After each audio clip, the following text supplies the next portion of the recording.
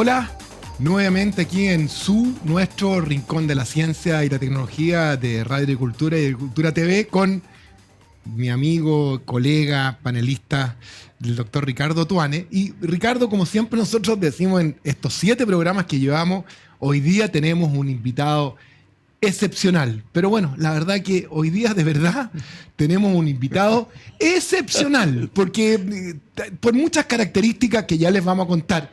Nuestro querido invitado hoy día es un doctor líder de opinión en su tema indiscutido, el doctor Camilo Azar Saba, traumatólogo en general y especialista en rodilla, de una vasta trayectoria médica, clínica, académica. Hoy día ejerce, y desde hace un buen tiempo, en clínica METS, donde él ha destacado por su especialidad.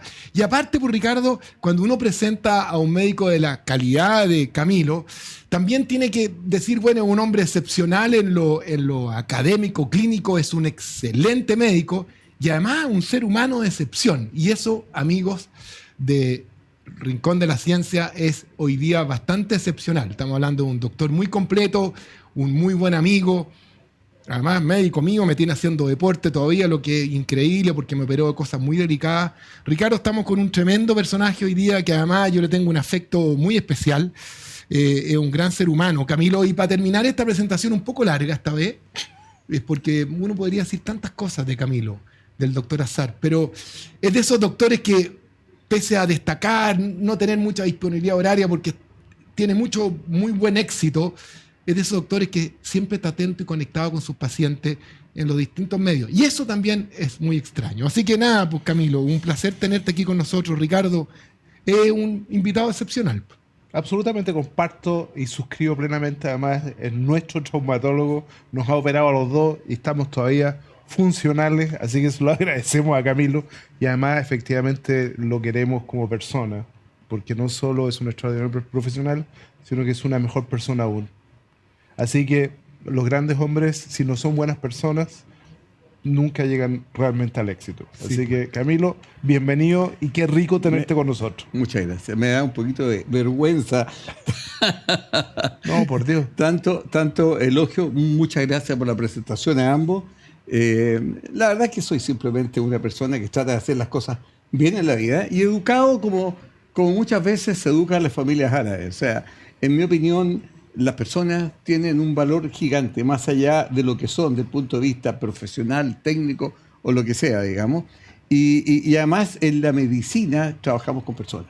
Y eso no hay que olvidarlo nunca. O sea, las personas podemos hacer bien o a lo mejor no tan bien nuestro trabajo cuando de repente las cosas no salen como uno quiere, pero cuando la persona, digamos, a quien estamos atendiendo de alguna manera entiende que hay una buena disposición, una buena voluntad, y existe la mejor forma, digamos, de poder ayudarlo, que a veces no es perfecto, igual, digamos, terminan aceptándolo, queriéndonos y entendiendo, digamos, que hay una entrega que es auténtica. Me encanta, Camilo, escucharte y que hayamos partido por ahí, porque te voy a hacer una pregunta que tiene que ver un poco con eso. Cuando uno ya empieza a mirar para atrás y ya uno ha tenido hartos años de profesión, más de lo que probablemente uno quisiera reconocer, pero ya ha pasado muchas cosas. Yo te quiero hacer 2 preguntas que tienen que ver precisamente con eso. Primero, ¿cómo ha cambiado la relación médico-paciente en los años? Y segundo, ¿cómo crees tú que la tecnología va a seguir impactando en tu relación con los pacientes y en las soluciones médicas? Yo creo que la medicina ha cambiado primero, y esto tengo que hablarlo, digamos, por lo que ha sido mi experiencia. Yo me acuerdo que cuando yo estaba estudiando medicina teníamos muy buenos profesores, pero eran profesores. Profesores significan gente que sabía, que conocía, pero que yo sentía, digamos, que de repente estaban en un pedestal por encima, digamos, de muchos otros. Y yo diría que, si bien es cierto, uno les agradece todas las enseñanzas, siempre se queda con esta sensación, digamos, de que somos más iguales que tan desiguales, por más que el conocimiento que tengan y la experiencia sea vivida de forma significativa. Pero también muchos de esos profesores nos dieron enseñanzas de vida y cómo hacer algunas cosas. Yo recuerdo muy bien cuando yo estuve haciendo mi fellow en Nueva York, tenía un profesor que fue mi maestro, mi mentor. Y mi mentor, yo reconozco que creo que me dio una cantidad de consejos, un hombre muy sabio, una cantidad de consejos que es tremendo y creo que me han servido la vida entera. Pero yo diría que hoy día la medicina, desde mi perspectiva, uno podría entender que de alguna manera ha cambiado esta relación asimétrica que había entre médico y paciente y hoy día tiende a ser mucho más simétrica en términos, digamos, de entregar y tratar de que el paciente entienda cosas que a veces son muy difíciles de entender. Porque cuando uno habla de cosas técnicas, por más que lo traspase, digamos, al lenguaje que sea un poco más coloquial, no siempre se logra entender como te quisiera. Y ahí hay que ayudarse un poco a la tecnología. Hay que sacar el iPad, ¿no es cierto? Mostrar en el teléfono algunas cosas, algunas imágenes, que eso permite tener mayor claridad. Y en ese sentido, eso es una parte de lo que es la tecnología. Camilo, pero yo diría que cortito, el gran tema... Te quiero interrumpir ahí antes de entrar a tecnología, porque es muy interesante la pregunta de Ricardo, para quedarnos en esto más general que es tan importante. Para ilustrarlo en forma caricaturesca, por Dios, qué importante que tú, como traumatólogo especialista en rodilla, finalmente atiendas a una persona y no a la rodilla. Y eso yo sé que tú lo haces, porque tú eres así. Tú hablaste de tus profesores y tus mentores, pero también tú eras muy receptivo a esa enseñanza de tu profesor, al cual admirabas, idolatrabas, respondías con disciplina, con entusiasmo, con mucha motivación. Pero ¿y el alumno ahora? ¿Nuestros alumnos están igual de motivados por aprender esas cosas tan fundamentales? ¿O están más preocupados de la tecnología, de la técnica, de la innovación tecnológica y de cosas un poco más frías? Una pregunta que te hago, yo sé que tú eres docente, Ricardo también, y yo tengo mi opinión al respecto. No, yo creo que eso ha cambiado francamente. Yo diría depende un poco del nivel en que uno encuentre a los alumnos. Yo diría que los alumnos de pregrado, estoy hablando de medicina directamente, yo creo que tienen una actitud muy distinta a la actitud, y es un poquito más, yo diría, lejana en relación a sus maestros, que lo que es el fellow, ¿no es cierto?, o el becado, digamos, que el que ya está haciendo algún tipo de especialidad, que es la que quiere, que es la que buscó. Yo diría que eso así hay un cambio. Yo diría que no es tan fácil hoy día relacionarse con los alumnos, porque además, digamos, cuando en el momento uno tiene que juzgarlo en el sentido, digamos, de ponerle alguna nota, no siempre resulta fácil que lo acepten cuando hay gente que trabaja mejor o hace mejor las cosas que otros. Yo diría que ahí hay un poquito de falta de autocrítica. No son todos iguales, yo tengo alumnos que son muy buenos. Ahora, yo sí reconozco que ahí tengo un sesgo porque yo he hecho siempre docencia de posgrado. O sea, y esa es la que me ha gustado, ha sido mi pasión, digamos, porque encuentro que es donde uno encuentra el mayor interés del receptor de todos los mensajes que queremos entregar. Pero vuelvo a quedarme. Ya vamos a entrar a la técnica propiamente de antropología. Vamos a entrar a la tecnología pero queremos, en el segundo bloque. Sí, queremos sacarte estas cosas porque es súper importante el entender que la relación médico-paciente además es muy importante porque eso ya está escrito, ampliamente descrito.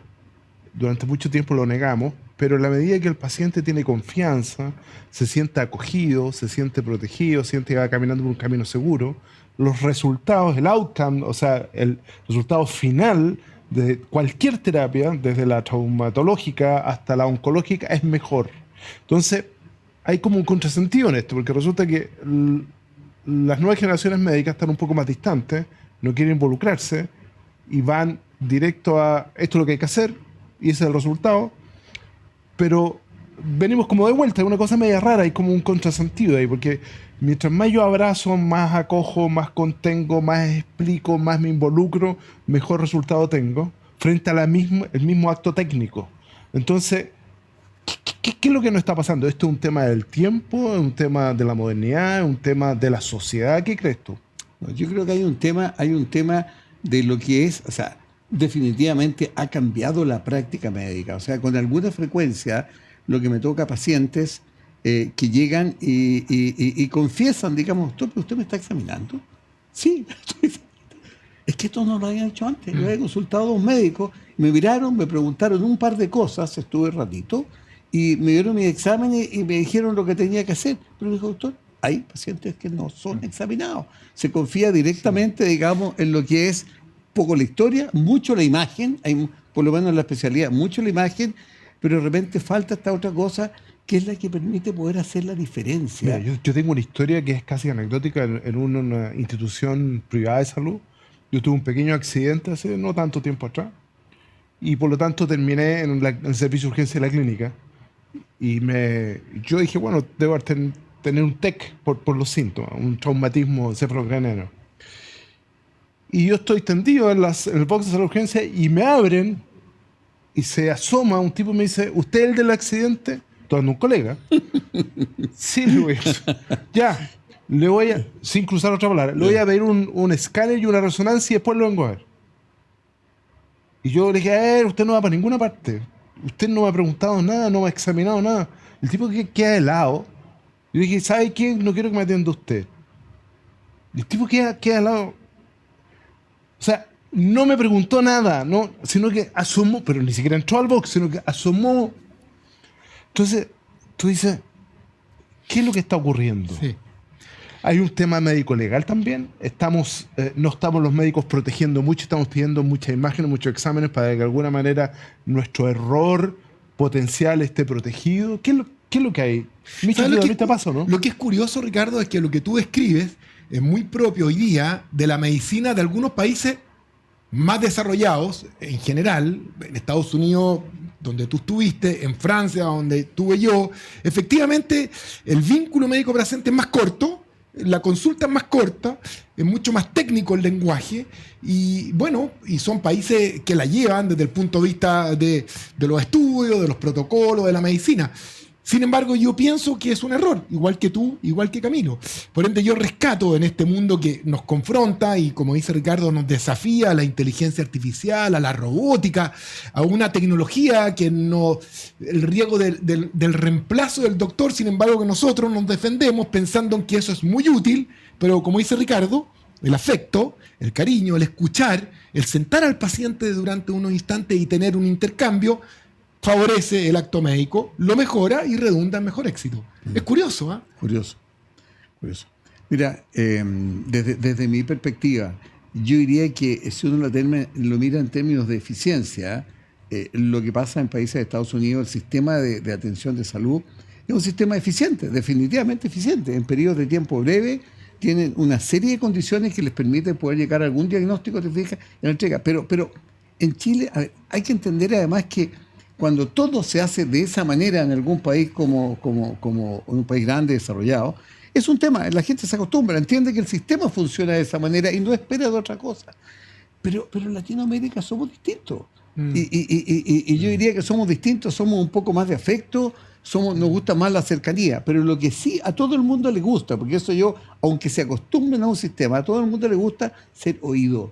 Sí. Cuando uno tiene un problema, y no hablo de problemas psicológicos, un problema que obviamente con mayor razón, pero cuando habla de que existe un problema desde el punto de vista de salud, ya sea de una cosa tan chica como puede ser un dedo chico al pie o cualquier cosa, la gente quiere ser oída.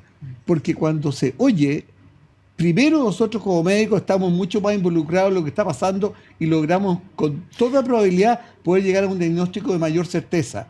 Porque vamos a unir esa historia, vamos a unir el examen físico y vamos a unir después las imágenes que nos ayudan. Y aún más, lo que yo hago con las imágenes en general siempre es mirarlas antes de leer lo que hace el informe del radiólogo. Sí. Porque evidentemente que los radiólogos son muy preparados, se dedican a eso, pero ellos no tienen, digamos, la otra parte que tenemos los clínicos. El contexto completo. Oye, Camilo, que nos ayuda a ver algunos detalles. Yo quería contarle a Ricardo y a Camilo, y sobre todo a algunos médicos más jóvenes que escuchan el programa, que por último, como estrategia, yo les quiero contar que cuando un paciente viene a verme y me dice, doctor, vengo a pedir una segunda opinión, yo le digo, no me cuente nada, déjeme examinarlo. Finalmente, si tú logras empatizar porque escuchaste, porque hablaste, porque explicaste y desarrollaste todo un cuento en torno a ese diagnóstico y ofreces una solución que significó tiempo y entrega de confianza, el paciente finalmente te va a decir, doctor, ¿sabe qué? No me han explicado las cosas como me las explicó usted. Y a ti te debe pasar y a ti también. Entonces, como estrategia, a los estimados colegas más jóvenes, dense el tiempo porque finalmente para lograr el hito que es hacer un diagnóstico y finalmente terminar tratando a su paciente, esto que estamos conversando tiene mucho valor. Puedo, digamos, comentar algo. Mira, yo creo que hay experiencias a veces duras en la vida que nos tocan vivir a muchos y a medida que vamos avanzando de edad nos toca más vivir la experiencia en salud. Y yo diría que uno siempre cuando tenga un paciente al frente tiene que pensar, digamos, qué es lo que le pasaría a uno en esa misma condición. Y yo creo que todos hemos tenido que asistir, todos hemos vivido experiencias complejas de repente, y yo diría que ahí uno se empieza a poner mucho más empático. O sea, nunca es bueno estar enfermo, pero cuando lo está y tiene alguna cosa, yo diría que eso. Y yo lo veo, por ejemplo, en un grupo de profesionales en los cuales son muy jóvenes y nunca han tenido muchas dificultades de salud y viven su experiencia profesional muy bien. Pero esa experiencia cambia cuando les ha pasado algo, cuando les ha tocado sentirse vulnerable, digamos. Y eso yo diría que es una cosa que uno tiene que recoger. Muy cierto. Yo hace unos días me tocó hacer como una clase y que tenía que explicar un par de cosas y por lo tanto, cómo es el proceso de aprendizaje. Y rescaté un estudio muy interesante que decía que más o menos el 10% de lo que tú aprendes, lo aprendes en términos de la teoría, un 20% lo aprendes en términos de la práctica, lo que estás construyendo, pero como un 70% lo aprendes de los errores. O sea, del fallo, del hacer cosas y por lo tanto el replantearse y el tratar de corregir esas cosas. Así que tú tienes toda razón, en la medida que uno va caminando por la vida y vas mirando hacia atrás, también empiezas a ser más empático y a entender más. Las canas yo creo que tienen un sentido positivo en ese aspecto. No me mire así, si yo tengo canas. Me las voy a mostrar. Miren. Si tengo canas y no puedo mostrar la otra parte donde, digamos, confirman que no tengo canas. Es propio de un programa como este. Después de este bloque humano, donde hemos tratado de sacarle partido a Camilo, buen amigo nuestro y extraordinario profesional, vamos a ir ya a un bloque más, los otros dos bloques más técnicos, y vamos a meternos en traumatología. Nos vemos en un segundo.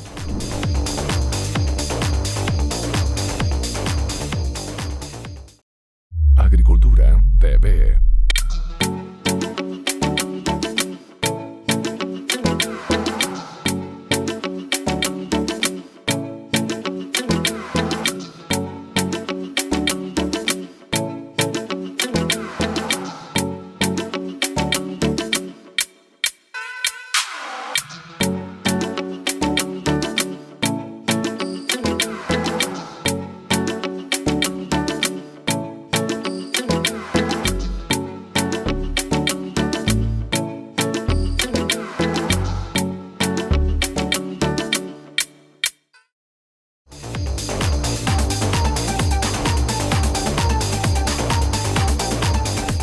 Acabamos entonces nuestro segundo bloque de este programa del Rincón de la Ciencia y Tecnología con el doctor Camilo Azar Saba, traumatólogo de Clínica Metz y rodillólogo. Especialista en rodillas. ¿Se dice así, Camilo? ¿Rodillólogo? Especialista en rodillas. Yo creo que eso suena más bonito. Ricardo, ¿te parece que entremos a la traumatología, Camilo? ¿Cómo encontramos hoy día la traumatología, que siempre ha sido una disciplina muy, muy importante, ¿no es cierto?, en la medicina en general, ¿ah? Sí. Como decía Ricardo, que nos recupera la salud física, motora, en sus distintos, digamos, estructuras. Mira, la traumatología, yo diría desde que yo la conocí, cuando era alumno de medicina, al día de hoy han pasado ya unos cuantos años, y yo diría que se ha ido complejizando, como toda la medicina. O sea, hemos ido aprendiendo, antes hacíamos de todo, después el tiempo nos fue enseñando que ya no podíamos hacer de todo, porque la cantidad de conocimiento que existía era tal, digamos, que era muy difícil poder hacer de todo.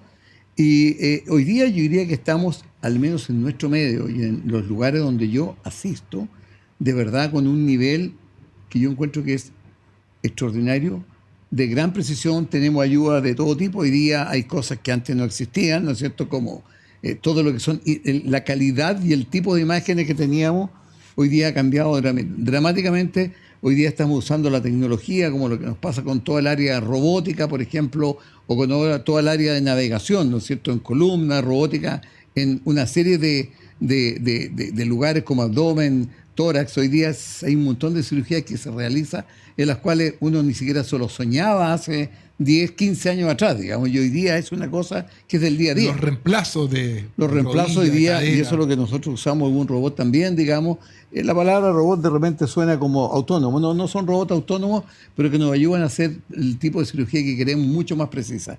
Y yo diría que el conocimiento es mucho más profundo y eso nos ha obligado, digamos, a irnos subespecializando y quedándonos dentro de lo que es esta subespecialidad. Si uno tuviese que clasificar cuál es el área de interés de la traumatología,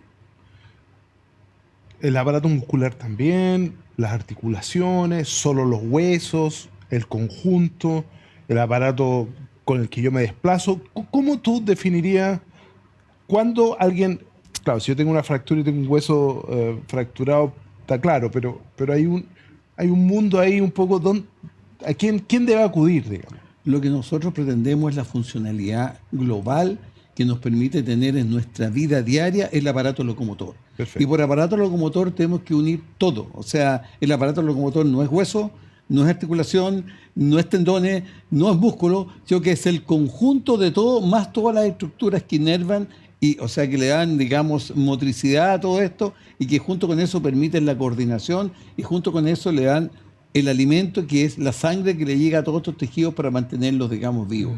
O sea, es todo. Y fíjate, Camilo, que a diferencia de mi área, donde sí existen equipos multidisciplinarios, el tecnólogo médico con el oftalmólogo, pero en la traumatología, qué importante es el traumatólogo con el fisioterapeuta, con el kinesiólogo, con el psicólogo, ¿no es cierto? Eso hoy día es muy importante. Para nosotros yo diría que es muy difícil imaginar tener una especialidad como la nuestra sin tener cercano un kinesiólogo. Porque la kinesiología es la que nos ayuda, digamos, una vez para un montón de patologías, digamos, quirúrgica o no quirúrgica. Pero cuando operamos, que son pacientes a los cuales lo hemos sometido de alguna manera o se han sometido ellos, digamos, voluntariamente o involuntariamente, se han tenido una fractura a un tipo de procedimiento quirúrgico, yo diría que el kinesiólogo, el rehabilitar, buscando la funcionalidad, es una cosa tremendamente importante porque es lo que permite en periodos de tiempo razonables poder volver, digamos, a como estaban antes de su lesión o lo que les pasó. Si yo asumo, y corrígeme por favor, si yo mantengo una vida activa físicamente con un buen aparato muscular y articular, tengo menos probabilidades de lesionarme, ¿o no? Sí, yo diría que, a ver, la respuesta es sí, pero eso depende un poco cómo toman las cosas. A ver, yo quiero poner un ejemplo. Hay mucha gente sana, de verdad sana, que en un momento determinado toman conciencia, dice voy a hacer actividad física. Y se van a un gimnasio, no se estudian, no se evalúan, si tienen o no tienen la capacidad para hacer lo que quieren hacer, pero como se sienten sanos, llegan al gimnasio y empiezan a hacer una cantidad de actividades. Y hay que entender que cuando le empiezan a preguntar al profesor de educación física, lo que él va a querer hacer es que haga todo lo que le parece que es capaz de hacer esa persona. Pero no hay una evaluación, digamos, muchas veces desde el punto de vista funcional para saber si son capaces o no, y se empiezan a exceder y terminan lesionados y fuera, digamos, de su actividad física por periodos de tiempo a veces mucho más prolongados de lo que uno quisiera. Están un mes, 2 meses y te empiezan a lesionar. Así que yo diría que aquí hay varias cosas. Uno es las condiciones que uno tiene. 2 es de qué manera se expone a que de repente tenga actividades que puedan exceder, digamos, lo que son nuestras capacidades, ¿no es cierto?, de absorber toda esa energía que le estamos, digamos, imprimiendo a nuestro organismo. Y tercero, que creo que siempre vale la pena cuando uno va a hacer alguna actividad, y especialmente una actividad exigente, evaluarse.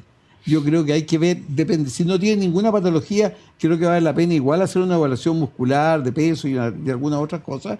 Y cuando tiene alguna patología, que vea al médico que corresponda, digamos, de acuerdo a lo que sea, para que lo autorice y lo ayude. Y el ideal de todo siempre es que tenga a alguien que lo vea, que tenga relación con la actividad deportiva. O sea, que conozca lo que significa el deporte. O sea, no todo el mundo. Hay mucha gente que dice que son médicos deportólogos, pero la verdad es que no todo el mundo conoce de cerca, digamos, lo que es la actividad física y eso es lo que significa, digamos, desde el punto de vista de salud. Todos tenemos claro hoy día que la actividad física es esencialmente Camilo, saludable, siempre que uno lo haga de una manera adecuada, de acuerdo a sus capacidades, ¿no es cierto?, y con los tiempos que corresponde, digamos. Vamos a ir al deporte en el tercer bloque duro, porque yo sé que es un área que tú manejas muy bien y que como estás en la institución METS, que en el fondo su principal foco fue y es el deporte de alta competencia.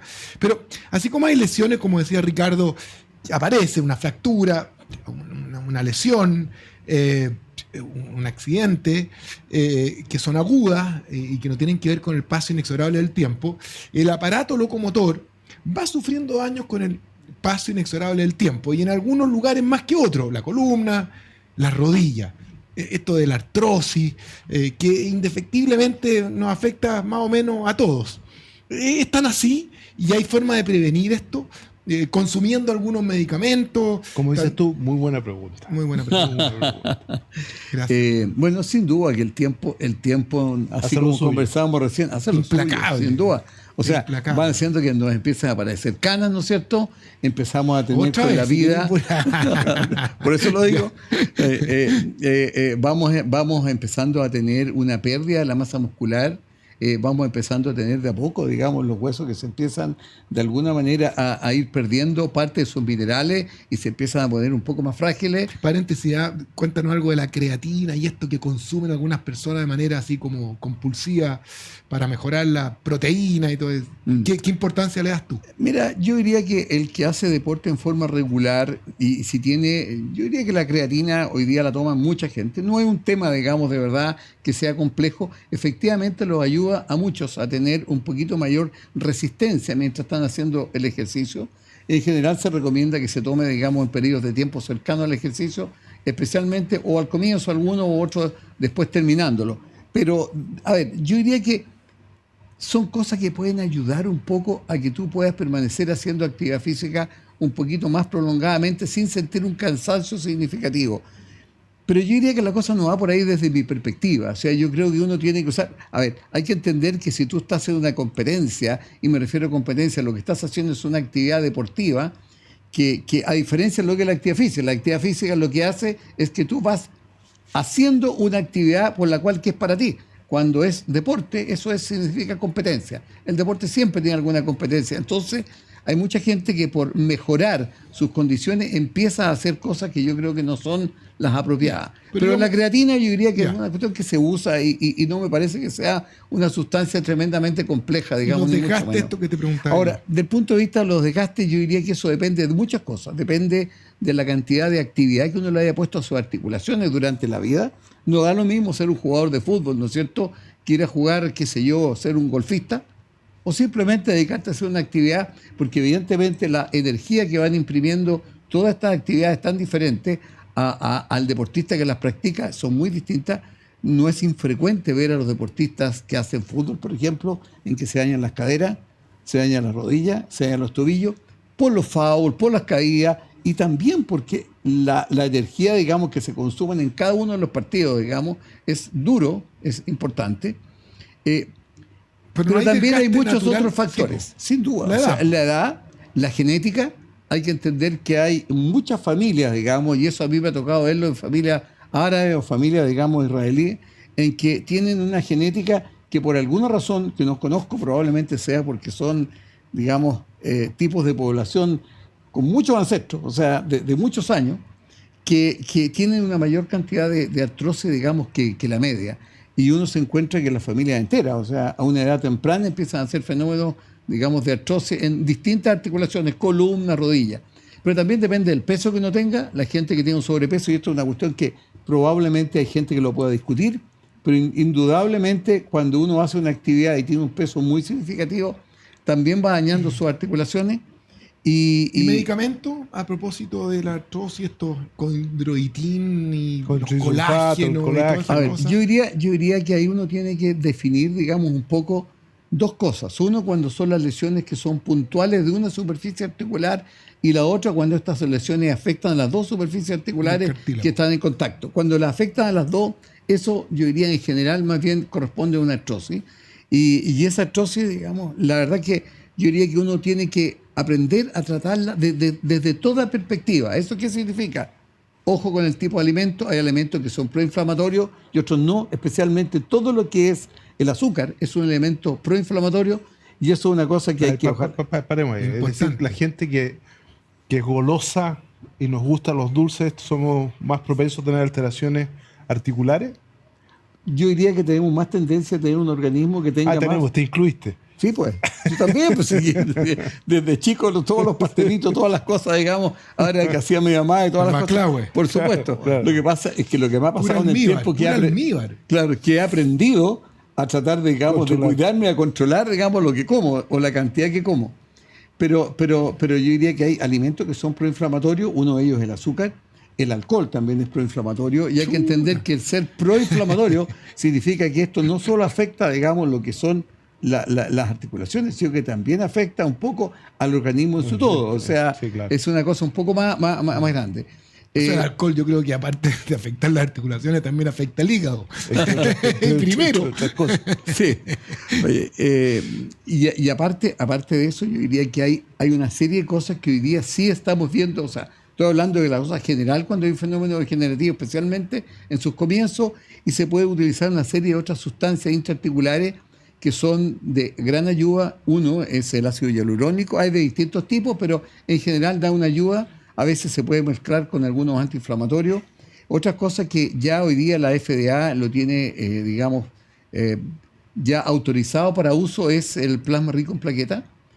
Ahí hay algunos temas con el plasma rico en plaqueta porque hay muchas formas de hacerlo, pero en general se ha visto que tiene un efecto antiinflamatorio y tiene un efecto también que de alguna manera neutraliza algunas sustancias que se van quedando de la degradación del cartílago dentro de las articulaciones, así que también ayuda harto y es un efecto analgésico también importante. No es que resuelva el problema, pero ayuda. Y yo diría que cuando ya las cosas se salen de control, después de cuidado con el peso, cuidado con la alimentación, ¿no es cierto?, los cuidados que uno tiene que tener, todo este tipo de terapia que hemos estado conversando, existe también hoy día una creencia importante en relación a lo que son los colágenos. El colágeno, la verdad, es simplemente una proteína de una cadena muy larga que lo que hacen algunos fabricantes la cortan para que pueda ser absorbido. Y yo diría que le pusimos esperanza, pero estamos apuntando yo creo que en el lugar equivocado, porque en definitiva lo que sí ayuda, y eso lo dice la gente que lo toma, a tener una sensación de mayor libertad articular. Pero eso no cambia para nada, digamos, lo que es la calidad del cartílago. Es lo mismo que pasó durante muchos años con el condroitin sulfato, ¿no es cierto? Y la glucosamina, que creímos, digamos, de verdad que esto podía cambiar un poco el curso de la enfermedad, y de hecho se les llamó moduladores de la artrosis, pero la verdad es que eso en el tiempo hoy día ya está muy demostrado de que para cambiar la artrosis eso no sirve. Por lo tanto, el estrés oxidativo, es decir, esto que los tejidos se inflaman y producen sustancias que dañan las células. El estrés oxidativo, por lo tanto, genera proceso articular y un proceso corporal, digamos, a nivel, claro, a nivel incluso cerebral. Por lo tanto, el cigarrillo, tú en tus pacientes, ¿has visto que el fumar tiene también un impacto negativo sobre las articulaciones o no? A ver, no sé si directamente sobre las articulaciones, pero sí con todos los procesos reparativos. Eso ya está muy demostrado. O sea, yo diría que una de las cosas que nosotros le pedimos a cualquiera de nuestros pacientes es eso, dejen de fumar. Tema que no es fácil, pero o por lo menos que lo moderen. Yo no sé si le pasa a ustedes dos, pero yo me acuerdo que mis pacientes fumadoras, cuando tú las operabas, el postoperatorio era siempre más complejo que en los pacientes que no fumaban. Hoy día eso está bien demostrado. Yo creo que el cigarrillo debe ser de lo peor que existe claramente. Oye, ¿te parece? Porque hay un tema que te quería preguntar, porque lo leí por ahí, preparando un poquito el tema. No creas que es porque soy erudito e instruido, pero hay un equipo chileno ahí que trabajó mucho el tema de las células madre en la articulación. Lo dejémoslo para el tercer bloque, que ya viene de su rincón de la ciencia, y si te parece lo desarrollamos, Camilo. Perfecto, encantado.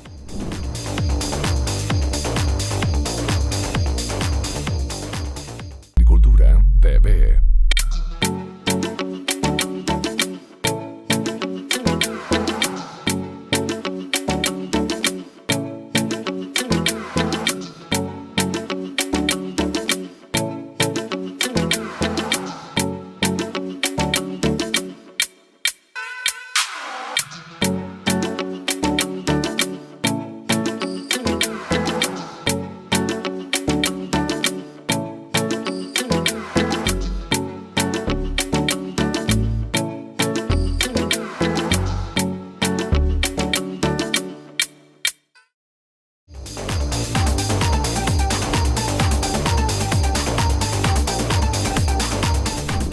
Estamos de vuelta en el tercer bloque con el traumatólogo Camilo Azar Saba de Clínica MEX y por supuesto el doctor Michel Mech como coanfitrión de esta extraordinaria charla. El deporte. El deporte cada vez se ha ido tomando más la actividad porque no solo tiene una sensación de bienestar a través de las endorfinas, etcétera, la liberación de un montón de neuromoduladores, sino que porque además se correlaciona con mejor sobrevida, con mejor calidad y con una vida más prolongada. ¿Cómo tú, especialista en eso, lo enfrentas? ¿Cuáles serían los primeros consejos que le daría a la gente que te está escuchando?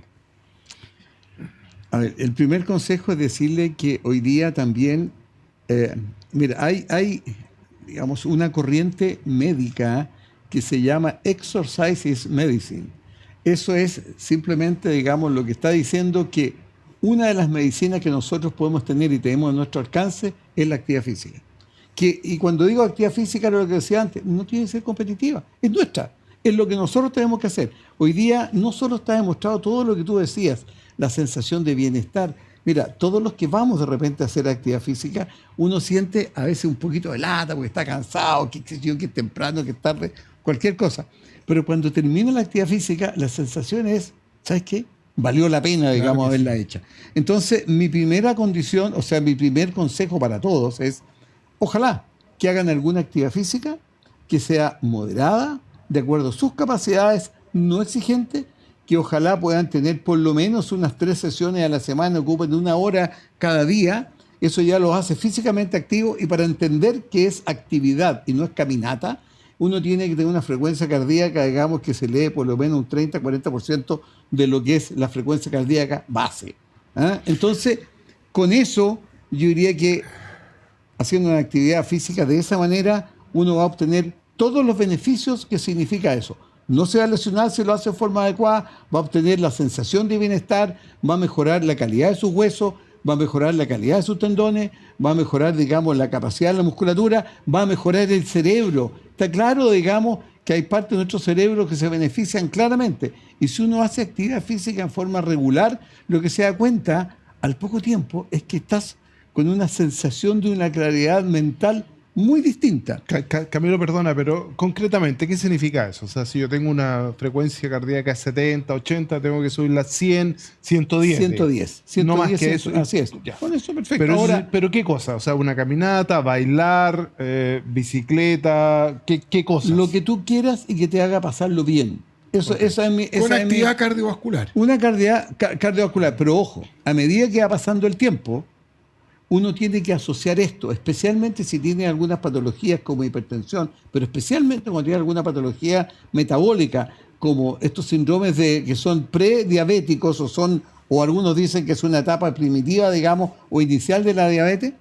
También hay que hacer actividad que desarrolle la masa muscular. Hay que hacer levantamiento de pesas. Eso es un tema re importante que antes no lo considerábamos que solo tenía que ser aeróbico y uno tiene que mezclar ambas cosas. Si hace actividad para desarrollar su musculatura, se va a beneficiar en forma mucho más significativa. Entonces la idea global, y ese es el consejo, que uno haga en la misma sesión ambas cosas o que vayas alternando una sesión, digamos, de actividad básicamente cardiovascular y una actividad de levantamiento de pesas para ir mejorando, digamos, todo lo que es la masa muscular. Ambas cosas, yo diría, unidas son las que nos van a ayudar en forma significativa. Camilo, estamos con el doctor Camilo Azar hablando ahora de medicina, un poco del deporte, traumatología del deporte, y si bien es cierto, uno asocia esto a cómo recuperar una lesión deportiva gracias a un buen traumatólogo, ni hablar la rodilla, cómo sufre con el deporte. Hay también, Camilo, este aspecto preventivo tan importante y que me toca a mí también, la prevención del trauma ocular.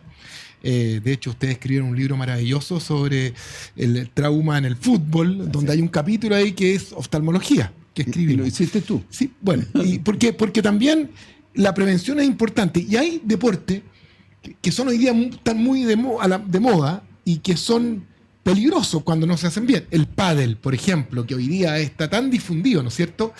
¿Cómo impacta el pádel a la rodilla, por ejemplo? Y tú seguramente ahí vas a poder contar muchas anécdotas, sí. Porque al respecto de los ojos, créanme que sí hay trauma por impacto de pelota de pádel, y hoy día se recomiendan el uso de anteojos, que muy pocas personas ocupan. Sí.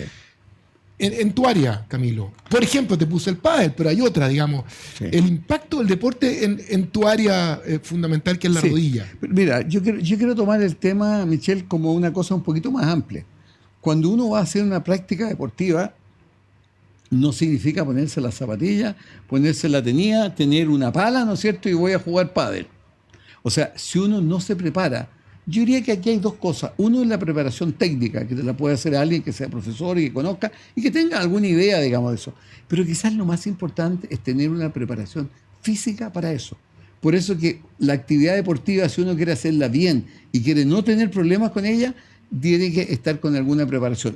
El pádel, por ejemplo, que tú ponías, Michelle, es un deporte nuevo, súper entretenido, porque todos los deportes que son, digamos, con muchas más personas, son siempre entretenidos. Este se juega en pareja, ¿no es cierto? Y es fácil reunir a 4 personas y hacerlo.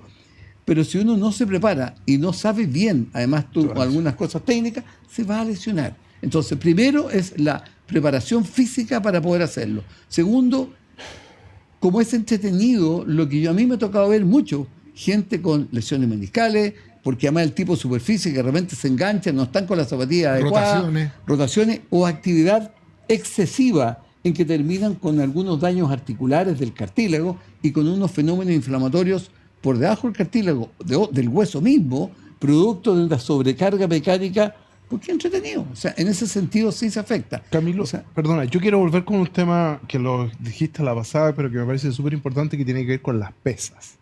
Porque cuando uno da algunas recomendaciones, la persona que está en la casa dice, pucha, tengo que bailar o salir a caminar o andar en bicicleta y más encima tengo que ir a un gimnasio a hacer pesas.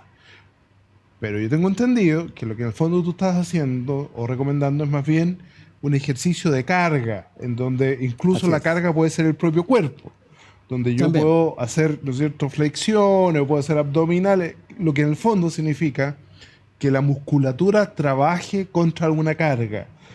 O sea, puedo comprar yo unas mancuernas, incluso puedo levantar un ladrillo si quisiera. ¿Es así o no es así? Porque, así. porque Sí, hay en el gente fondo, que el gimnasio le produce un claro, poquito de lo que yo quisiera es que la reticencia, gente ¿sí? no encontrara barreras para hacer la actividad física o para fortalecer su musculatura. No, más que tú hacer un pequeño paréntesis, hoy día existen, los gimnasios son maravillosos, pero las personas que no tienen mucho tiempo y que la verdad que algo le pasa con ir al gimnasio, que ya están todos O muy hay gente llenos. que no tiene recursos, En la pues. televisión hoy día hay programas de funcional y que son clases bien hechas, bien guiadas, y que hay que saber hacerlas bien, sí. Ojo con de repente hacer ejercicios mal hechos, porque no tienes una persona que te instruya cómo hacerlo. También eso es un problema. Mira, yo lo que tú decías, Ricardo, es exactamente así. O sea, se trata, digamos, de hacer que tu musculatura funcione contra algún tipo de resistencia.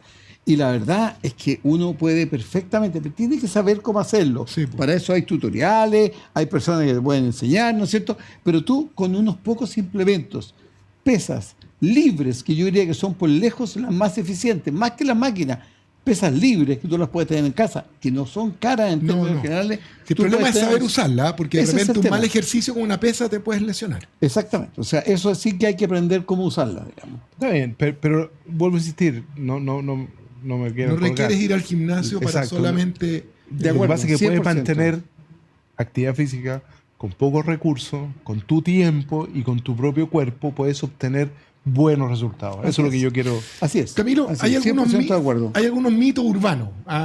¿Tienen que ver con la edad o tienen que ver con otras cosas? Mito urbano, no trotar en pavimento. Hasta cierta edad, nunca, depende de la zapatilla. Eso es un mito urbano. Mira, Segunda pregunta buena. Michelle, mira, a ver, yo diría que en general cuando uno tiene que hacer una recomendación va a tratar, digamos, de que la superficie donde trote sea una superficie, ojalá que amortigue un poco la caída. Pero tú puedes apoyarte, claro, si estás a pie pelado, ¿no es cierto? Y hay gente que trota a pie pelado, yo diría que va a tener mucho más lesiones si está tratando de una superficie dura que una no.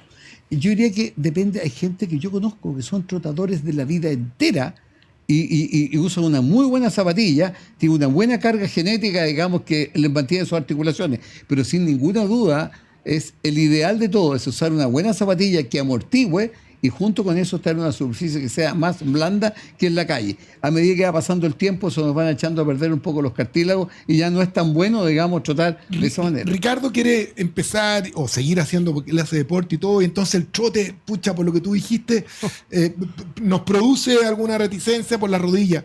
Y apareció hoy día la bicicleta, que está muy, muy de moda. ¿Tú la recomiendas? Súper. La bicicleta, siendo prudente, yo diría que la bicicleta es un muy buen elemento para hacer ejercicio. La verdad es que es grato, normalmente lo haces, ¿no es cierto? Porque hay dos tipos de bicicleta, la que es indoor, la que está dentro de la casa, ¿no es cierto? Que es la bicicleta estática, y que eso también, y eso es fácil. Y la otra es la bicicleta, digamos, que conocemos todos, ¿no es cierto?, que sale a la calle y normalmente si uno elige caminos seguros, ¿no es cierto?, donde, oye, no tengas, digamos, algunos peligros importantes que significa el tráfico intenso, que son carreteras, cosas de esa naturaleza. Excelente. Yo diría que es un excelente deporte, o sea, de verdad, y uno, además de eso, deja una sensación de estar en un ambiente, muchas veces al aire libre, con panoramas muy bonitos, y yo diría que eso también es parte de lo que es la actividad. Para terminar los mitos urbanos, ¿hay algún deporte que tú consideres que no se debería practicar a partir de cierta edad? ¿Que tú desaconsejas? Yo diría que no. No. O sea, yo diría que si uno está preparado para hacerlo y lo ha hecho la vida entera, uno puede pensar. Yo conozco gente que tiene, de verdad, 85 años y tú los ves esquiando. Y han esquiado la vida entera. O sea, si tienes la preparación física para eso, no veo ningún inconveniente. Lo que empieza a pasar en la vida, eso sí, que de repente hay cosas que nos van pasando y te van quitando un poco alguna libertad de elección, digamos. Pero, en resumen, hay que cuidarse, actividad física para mantener nuestro cerebro, para vivir más, para lesionarse menos y además consultar siempre con un especialista en lo posible, sobre todo si uno quiere partir tarde entrenando o haciendo cosas para evitar lesiones. Hay que hacer las cosas bien. Yo tengo ahí un tema que sí quiero decirlo, que es lo siguiente. Nosotros en MEDS tenemos, se creó por primera vez en Chile una especialidad, que es la especialidad de medicina del deporte. Sí. Es el deportólogo de verdad. O sea, ese es un internista que está dedicado, digamos, y en lo mismo te está dedicado fundamentalmente a enseñar cómo se puede partir haciendo una actividad física. Ellos son capaces, ¿no es cierto?, de estar preparados para eso, para estudiar a la persona, para verla y darle buenas recomendaciones, qué es lo que a cada uno le conviene hacer para poder mantener, digamos, una condición física adecuada, ¿te fijas? Y que se pueda mantener en el tiempo. Yo diría que esa especialidad que se creó, partió de MEDS, o sea, ahí partimos con un acuerdo con la Universidad Mayor. Hoy día ya tenemos por lo menos 4 o 5 generaciones, digamos, de deportólogos, y yo diría que ellos son los ideales para que alguien vaya a verlos y les diga, ¿sabes qué va? Estas son tus condiciones y esto es lo que le conviene hacer, digamos, con un estudio bien detallado que hacen ellos. Fíjate, Camilo, Ricardo, que a propósito de todo lo que hemos conversado, yo les voy a dar un consejo, si me lo puedo permitir, es que así como muchas cosas en la vida, para poder tener una actividad física, como yo sé que Ricardo la tiene, pese a todo lo que trabaja Ricardo y seguramente tú, yo la he logrado tener estos últimos años, que es una persona que te ayude y que empatice contigo. En mi caso es un excelente muchacho, Justin Fuenmayor, que le mando saludos, y que tú tienes que tener disciplina, rigor, constancia. Y esa es la clave. En el deporte o la actividad que elijas, 2 veces por semana, 3, como dijiste tú, pero disciplinadamente, rigurosamente y con constancia tú vas a lograr hitos importantes en tu salud física. Y lo que también me encantaría agregar, Michelle, comparto contigo completamente, digamos, el hecho que hay que tener esas 3 condiciones para cualquier cosa que uno emprenda en la vida. Pero tengo que decir que en el caso de la actividad deportiva, siempre hacer algo es mejor que no hacerlo. Así que eso es, aunque no puedas ir 3 veces por semana y a lo mejor lo que tú puedes hacer o alguien puede hacer solo 2 veces a la semana, perfecto. Eso. Queremos agradecerle al doctor Camilo Azar Saba, traumatólogo, especialista en rodilla y clínica MEDS. Y yo antes de despedirlo quisiera recordar una cosa que es muy loca, que después de más de 3.000 años estamos volviendo a los griegos. Mens sana in corpore sano, es decir, si el cuerpo está sano, su mente está bien. Por Dios, que verdad. Y además, haz que tu alimento sea tu mejor medicina. Exacto. En el mundo de la inteligencia y la tecnología artificial, etcétera, volvemos a lo más importante. Actividad física y aliméntese bien. Camilo, ha sido un placer. Oye, Micho, sí, un placer enorme y aprovechando tu excelente cierre, como siempre, Ricardo, los vamos a invitar de ahora en adelante en nuestro Rincón de la Ciencia y Tecnología a adelantarse un poquito para que a través del portal hagan algunas preguntas. Nuestro próximo programa va a estar relacionado con la nutrición y la alimentación, así que vayan pensando en preguntas para que nosotros las formulemos y los interpretemos aquí y lo hagamos más interactivo.